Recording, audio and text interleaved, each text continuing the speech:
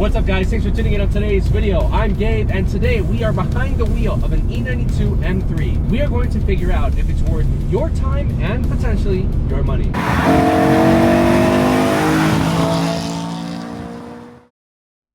2007 was an interesting year for our planet. For some people, they considered it to be the absolute peak or the inflection point of technology, music, gaming, the financial system. Forget about that, that did not age well.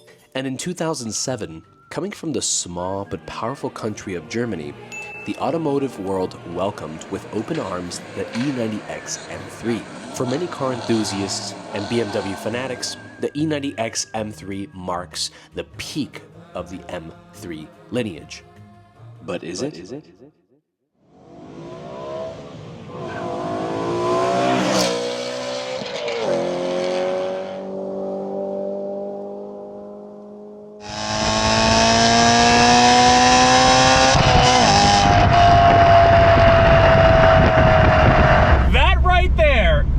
Reason why the E92 M3 will forever be one of the most legendary M3s to have ever been built. It's arguably the best attribute of the E92 M3 that we can all unanimously agree on.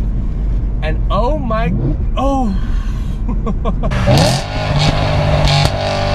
Now that beautiful exhaust note is made from a 4-liter naturally aspirated V8 engine dubbed the S65 that revs up all the way to 8,400. You gotta love a European high revving V8, man. It is just so intoxicating. It is certainly such a unique exhaust note compared to the competitors like the C63 or the RS5 or even the American competitors like the Camaro SS and the Mustang GT. It's such a unique and raspy V8 sound that it's honestly unmistakable. I've said this before, the S65 sounds like a V10 with a face mask. The S65 actually shares a lot of the components that you would find in the S85, like the cylinder dimensions, the throttle body actuators, and also the variable valve timing. It's essentially an S85 just without the 2 extra cylinders, and that's why it doesn't sound all that crazy to say something like that.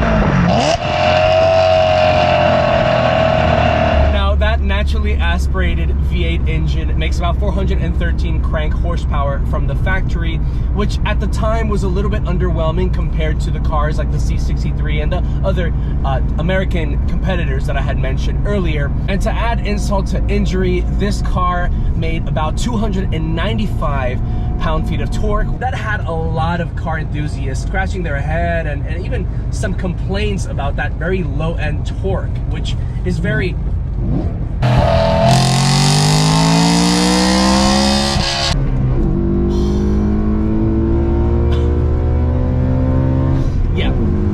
is very much lower than you'll get in a American V8, for example. That's a little bit more dramatic at that lower to mid RPM band. But the moment that you really start to rev this car up to that 6,000 RPM, it all makes up for it. This car ultimately was not built for that low to mid, oh my god, torque. It was really made for that high revving top speed.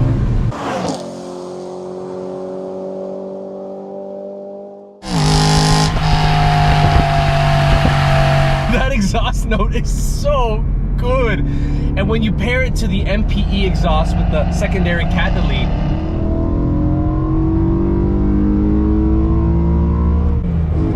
get a good amount of exhaust feedback, but you also get a good amount of engine induction. And it's just a great balance, man.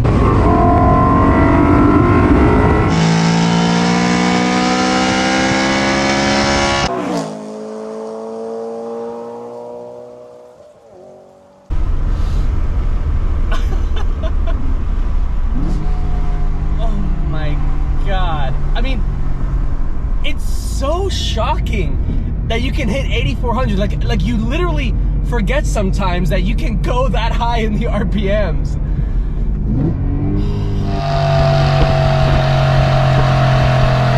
Now, yes, the torque is not as explosive. Okay, fine.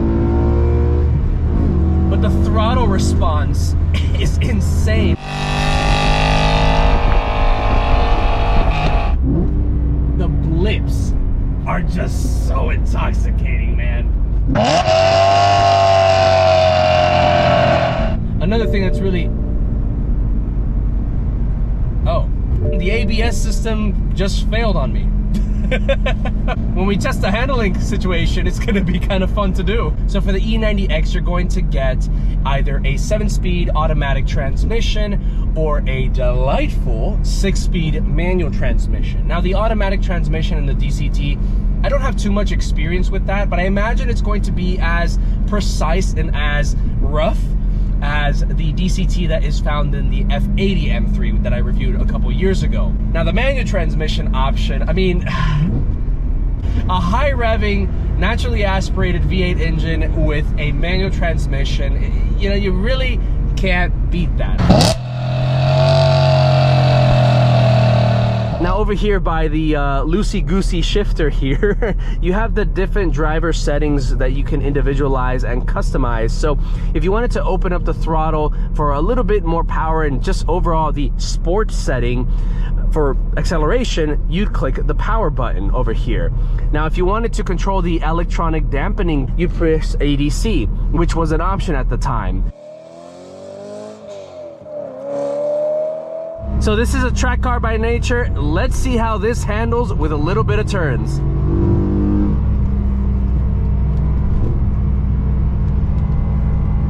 Oh my God, the long turn here.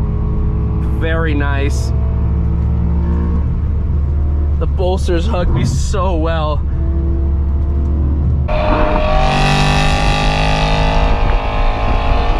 It handles like a dream, and the steering is so... it's so precise, it's crazy.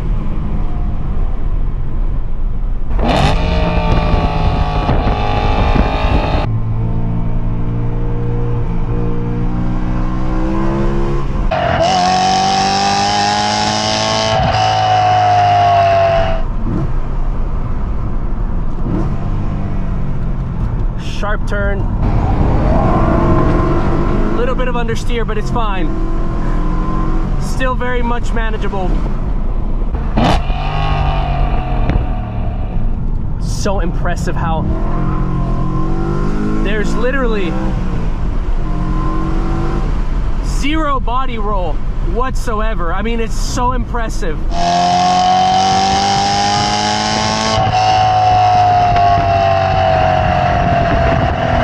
But the stock suspension is this good.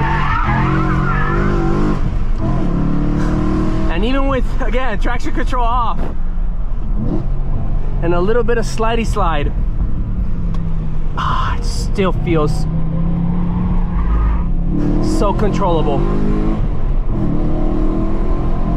You just gotta know what you're doing.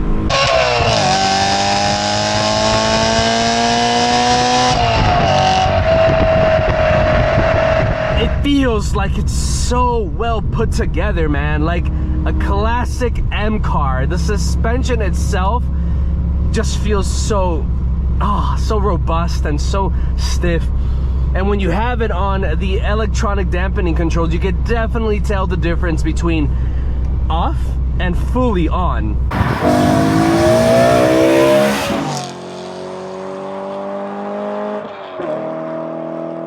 Since the ABS system died and it's basically telling me avoid hard braking, I can't really test out the single piston, the big single piston brakes that this has from factory. I do know that the F80 M3 competition and the F80s did upgrade to, I believe, a 4-piston and a 6-piston brakes. So we're gonna do a quick stop here.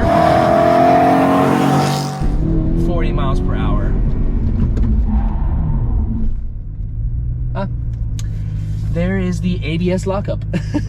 They felt a little bit slushy. It didn't really feel all that wonderful. But then again, the ABS is out, so guess we can't do an accurate test for the brakes, ladies and gentlemen. So since we're talking a little bit about braking, let's change the subject to how fast this car can accelerate 0 to 60. So 0 to 60 on the E92 M3 is anywhere between 4.4 seconds or 5 seconds, depending on how good the launch is. I will not be doing a formal launch control on this car. I'm kind of gonna just do a, rolling into it acceleration just to give you guys a quick idea. Put it in first gear, it's on M mode. Let's give it some gas.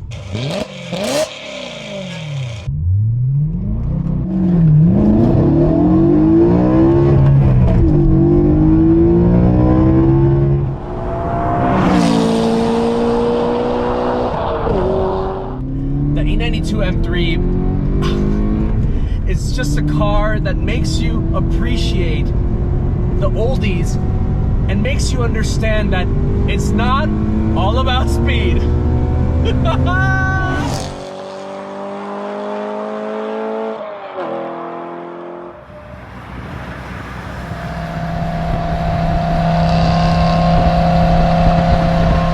But let's be honest, you probably are not going to be driving as aggressively either on the track or any other legal place to do so.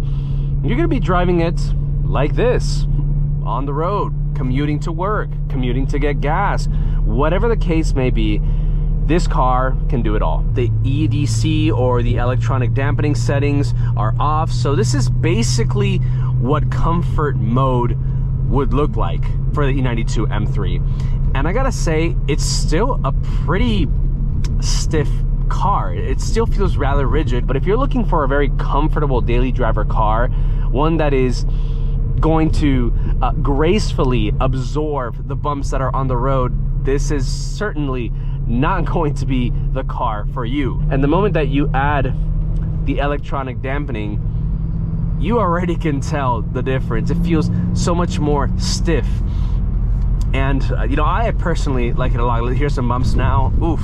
With the EDC, honestly, it kind of just feels like you are one with the bump. But for the 6-speed manual transmission, I have to say that this is an incredibly easy and comfortable manual transmission to use. And it's because that it is so flimsy and kind of like buttery smooth that it makes for a very luxurious manual transmission feel and experience. Even engaging the clutch is so wonderful because it is spongy, it's easy. The bite point is actually pretty low compared to the Camaro. Mine's is really tall, so you kind of have to do a little bit more balancing in order to find the good bite point. But for the E92 M3, this is just an absolute dream. And right now, again, I have comfort mode and I am just absolutely loving it. But let's be honest, we gotta drive it like an M3 should be driven.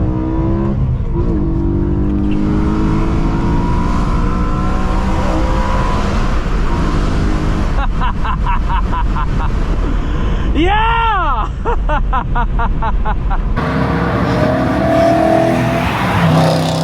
Honestly, I'm very impressed with how this car drives. Almost so impressed with the ride quality. I understand why the owner of this car actually took his baby in it. I mean, he has a damn car seat. You don't put your baby on a daily driver car if you know it's gonna be uncomfortable and just overall unbearable. The M3 definitely passes the bearability test of this car on a day-to-day usage. Now, just like the E92's M3's driving experience, the exterior design of this car is just as appealing. And even to this day, it looks astonishing. It's just aged so well. For example, the halo lights over here with these nice headlights that are curvy and round rather than square like the previous generation of the M3 really does allow for this car to age very slowly and gracefully. The E92 M3 has specific and unique characteristics. For example, This entire front fascia is far more aggressive and allows for more airflow, especially to cool off that massive V8 engine. Down here we have a carbon fiber splitter that was actually added by the owner to give it more of that OEM plus Lime Rock edition type of look. One of the most unique characteristics of the E92 M3's exterior design is going to be this hood bulge that allows for there to be more room to accommodate that V8 engine. You have these hood vents that are functional and of course very stylish as well. You really do get to appreciate the hood bulge just a little bit more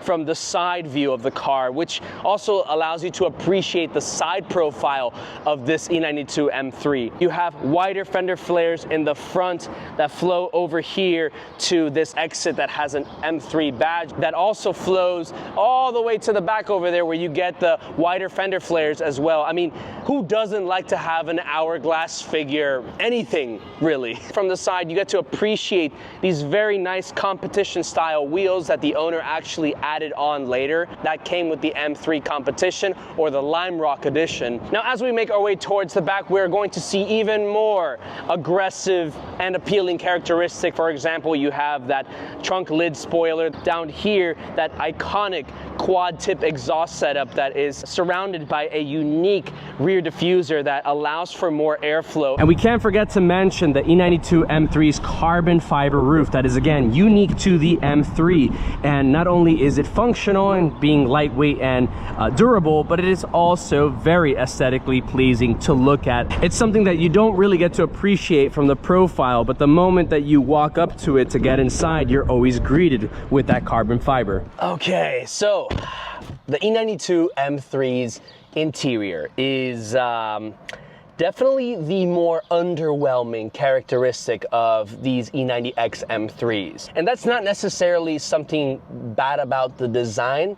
It's really just how good the newer models are. This interior design is incredibly plain. There are some redeeming factors to this interior. For example, in this particular build, we have an OEM Plus style steering wheel here that is very comfortable, also very stylish with this Alcantara suede dry carbon fiber pattern over here with a flat bottom. The speedometer and the tachometer in that really nice silver finish that just contrasts with this very plain and satin black interior that, you know, again, it's very much plain unless you start to spec it out or you start to modify with aftermarket products. I've always loved how the M3 or basically the BMWs do this.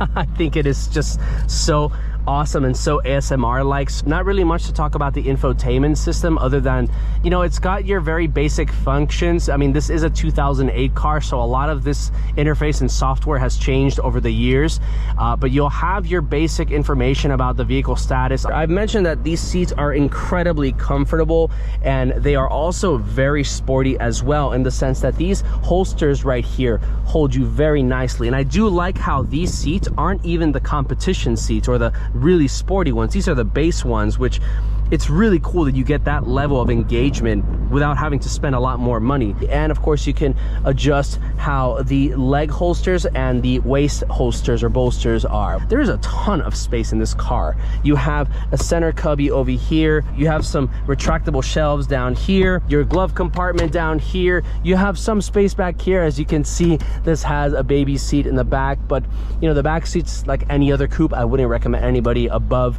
5'8" or 5'9" sit, because, you know, it's just not practical. Let's check out the trunk.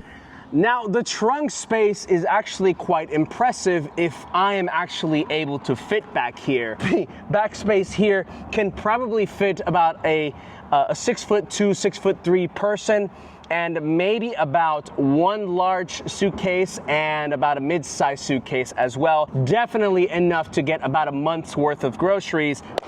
So the E92 M3 drives really good. It also looks really good from the outside and arguably from the inside as well. It's also very practical, spacious, and has a ton of features that makes this car a potentially good daily driver car. But is it? Before we get into that, let's hear what other people have to say about the E92 or the E90X M3, along with some owner's perspective and owner experience when it comes to maintenance. Tell me 3 things that you absolutely love about the E92 M3. It's V8, The new V8s, you don't compare to this car. One thing that immediately stood out to me was the steering wheel. Like, it's not thin. Like, I come from a Miata, where like you can literally like double fist the steering wheel.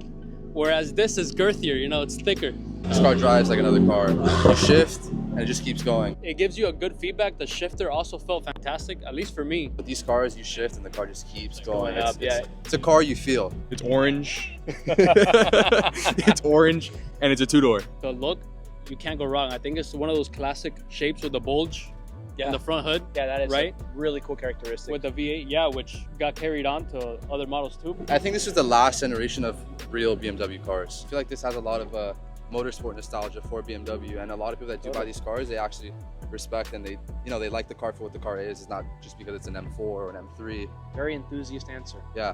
Now tell me the 3 things that you dislike about it, because no car's perfect. No car is not, this car is not perfect. It just looks too soft. Too soft is... It looks too soft. That's crazy. The color, the color. Horrible color. The orange on this car reminds me of like I had Beats by Drake that were literally the same color. So it's not a good memory. I don't like the headlights. There, I said What? What? The headlights kind of do show their age because they don't have those daytime running LEDs, which I think are like sick. And last but not least, just reliability, dude. It doesn't matter what you do, it doesn't matter what you pay, it doesn't matter how much money you invest in this car. It's always gonna have something. Just a very expensive lawn ornament at this point. Thanks so much for giving your opinions on it. Thank you for sharing your thoughts on the E90 M3. Thank you so much. Appreciate you. Okay guys, so we are now here with the owner of this beautiful E92 M3. For you guys that are returning audiences, you guys have seen his face, this car, and plenty of his other cars on the channel. This car in particular, we've made several POV drives, a day at the track, actually 2 days at the track. But today, we're gonna be picking his brains to see a little bit about the decision of choosing the E92 M3 and how it has been for him. So Bryce, why the E92 M3? So growing up, I always saw on YouTube races between the M3, the R8, the Audi S5 actually, and of course 663 AMG. After the pandemic, I wanted to get a car that was back to my roots, which I like driving manual, and of course having a V8. So the E92 M3 came to mind right away. So I found one on Craigslist actually, and went to get it. In the time frame that you've owned the car, which is right around 3 years now, Yeah. how has it been? Honestly, very good. The only problems are my fault, I'm gonna say. Like, the car has been driving wonderfully. The road bearings have never been done, and I've never had a problem with them yet. Why I haven't done them yet is because I've only put 5,000 miles in 3 years. And when I drive the car, it's not, I drive it crazy, but afterwards it's like super warmed up. Like I make sure the cold start sequence is fully done before I start doing anything. Some things were your fault. What do you mean by that? Okay, so if you guys want to check out the video, I challenged Gabe to a drag race at the Homestead Speedway. Getting there, like, you start getting cocky, you want to launch as good as you want. And I guess I over-revved and dumped the clutch, and the car just went, and the whole differential bracket broke completely off the car and was just dragging down the drag strip. How much was the total for that? I know you have some paperwork there. Right here. The total for this was $7,966. So after all that fixed, the car wasn't fully fixed. I actually had to get it aligned again because it was shaking a lot at highway speeds. That was $267, which is not that bad. But there's still a weird noise coming from the right rear wheel. So I'm thinking the shock absorbers are cooked. So that's gonna be next on the list for sure. I also took it to BMWs of South Miami to actually get like a diagnostic to see what's wrong with the car, what has to be fixed. And there's a lot that has to be fixed. Apparently, that I did not know, the front steering rack needs to be replaced. There's actually a noise that I've never heard that I'm actually hearing now. Every time I turn the steering wheel, it pops. That has to be fixed. There is also an ABS sensor failure. The pump completely failed. So that's unfortunately $5,000 repair. And that I actually want to fix because it prevents me from engaging traction control off I have no ABS on the car, so it's not very safe. And thankfully the car is not that powerful that everywhere you go, like it steps all on you. Right, like you right. really have to want to drift to make it drift. How much did South Motors quote you to get this car absolutely clean, perfect? $17,000. At that point, that's like more than half of the car, and I've already spent so much on it that it makes no sense. So we've seen some modifications that this car has, and I mentioned it before in the review. Tell me about the install process and the cost more or less. Okay, so the first thing I did when I got the car was a muffler delete, actually. I think it sounded good. It sounded really good. The drone was driving me crazy, so I did put the M Performance exhaust, Yes, I which remember. was I think $2,000 or $3,000. I remember you purchased it right before there was like a price hike. Yeah, yeah. Like you purchased it for like 2,000. 2,000 instead of 4. So it's Nice. made of Inconel, which is a special material that's a lot thinner than stainless steel. And you could tell when you drive it, there's kind of like it's that a rattling. Yeah. A lot of people have been bashing on that exhaust setup. I don't know why. I think it sounds pretty good. On videos, it sounds different. Yeah. It's hard to capture. But For sure. in real life, it has like an exotic tone that you can't really replicate with another exhaust. Although sometimes I wish it was louder. I find myself being in like very high RPM to hear something, which makes in other terms like me going way faster than I should be going. Sure. This thing sounds absolutely insane when you rev it up past, I think, 6,000. Yeah. Like really inching that red line. It's just. That's why I say that like it's a GT3 on a budget kind of, because you get the high revving experience, the manual, and the German like steering feel and suspension. Do you see yourself ever, getting another BMW like this or selling this? No, because like as I'm getting older, I'm just looking for cars that I actually wanted as a kid. Yeah. So for me now it's time to like the cap. I would say the cap is like at 2015, 2016, 2017 like max. 2012 to 2015, I think, was like peak for every. But that's for us, for our generation. I'm Correct. sure if you're like young, watching this and you're a bit younger, you might see the G80 M3 and be like, that's my peak. All right, bro. Well, thank you so much for taking the time to share a little bit about your experience, your troubles, and obviously your wins with this car, man. If we do this more often, Absolutely. as a podcast, that would be fun.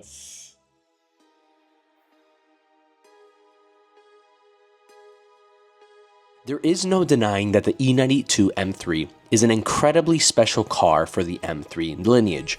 However, to say it is peak M3 seems to be nostalgically motivated, and it truly does mean different things for different people. While we can all agree that from an objective standpoint, it's not the peak performing M3. The E92 M3 has characteristics that were from a time where horsepower wars were in its rawest and purest form, clearly seen for its large 4-liter V8 engine, the first and last of its kind. It's also from a time where the M badge meant something. It wasn't just a package for the interior of your base Model 3 series or the mid-tier level cars that boasted the M badge. No. Owning an M3 with the M badge meant that you got your own separate car. It was truly an exclusive ownership and driving experience. And it was that exclusivity and attention to detail from the manufacturers that truly made the E92 M3 such a special car. A perfect balance of raw, naturally aspirated V8 power and precise engineering that gave you a classic mechanical driving engagement, before shifting to turbocharging and the more intrusive digital assistance systems that seem to prioritize efficiency and safety over a visceral driving experience. And now, almost 2 decades later, and 2 generations of M3, the E90X M3 with its high revving V8 and timeless design remains a symbol of BMW's golden era of driving purity. Until you get the repair bill.